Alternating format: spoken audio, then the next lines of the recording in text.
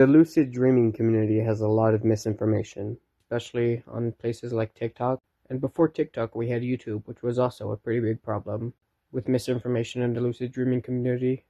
But TikTok has made the problem way worse than it was before because it allows misinformation to go viral much, much easier. The biggest piece of lucid dreaming misinformation, which you probably believe, is something that was perpetuated by pop culture. Lucid dreaming doesn't mean controlling your dreams, it just means you know you're in a dream as it's happening. Lucid dreaming can allow you to control your dreams, but it doesn't actually mean that you can control your dreams. And dream control can also happen outside of lucidity. Lucidity can happen without dream control. Now, TikTok has perpetuated a lot of misinformation about lucid dreaming. A lot of misconceptions on there go viral very constantly. One example is to not tell characters that you are in a dream. You can do that all you want. This was actually very popular in the lucid dreaming community before TikTok even came along. It was just something to do to mess with dream characters, just to see their reactions. It was just kind of like a funny thing to do. But TikTok has kind of made it into this thing that sounds scary. Like, you tell characters that you know you're dreaming, and apparently they become demons and attack you or whatever. But really, that's just happening because that's what they kind of believe will happen, because they've heard someone else say it. So now they're having a similar experience because they've subconsciously been impacted by someone else's video or story on the subject. And this also happens when someone says not to look in a mirror in a dream. You can look in mirrors all you want. What you'll likely see is a reflection of you that may or may not be accurate. Chances are it'll be an idealized version of yourself or a deformed version of yourself, something morphed maybe.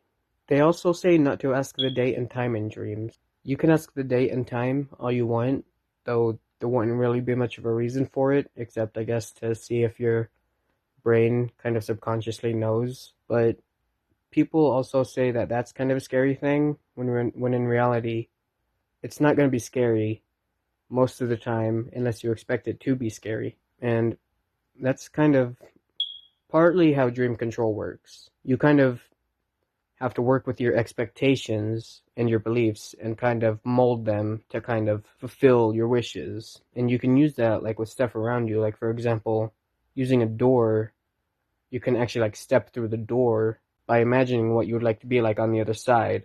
For example, if you want to go to your hometown or like a beach or something, you just imagine that place behind the door before opening it. People also say not to eat food in dreams. You can eat all the food you want without any problems. Most of that'll happen is maybe it'll taste good. Dream food typically does taste better than real food. There's also this problem where people think that there are things that you can never do in dreams, like looking at the time or reading text or looking at your phone, but these things can happen. It's just that they're either unlikely to happen or something weird is likely to happen. Like if you look at text, it's either going to be normal or it'll be indecipherable.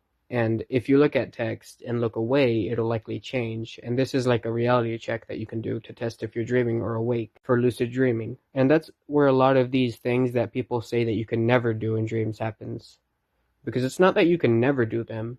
It's just that these things are kind of more likely to be kind of unstable. So they're good indicators that let you know that you are in a dream. And so if your phone ever appears in a dream, that doesn't necessarily tell you that you're dreaming, but like you can look at your phone and try to tell the time by looking at it and looking away and looking back. Or maybe your phone will be broken, and that could be a sign for you to do a reality test.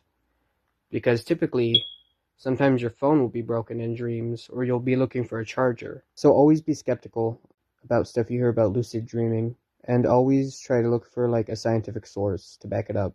And like, not everything that's true with lucid dreaming is based in science, but if it's coming from a place of like spirituality and stuff like that, it's typically not the best source.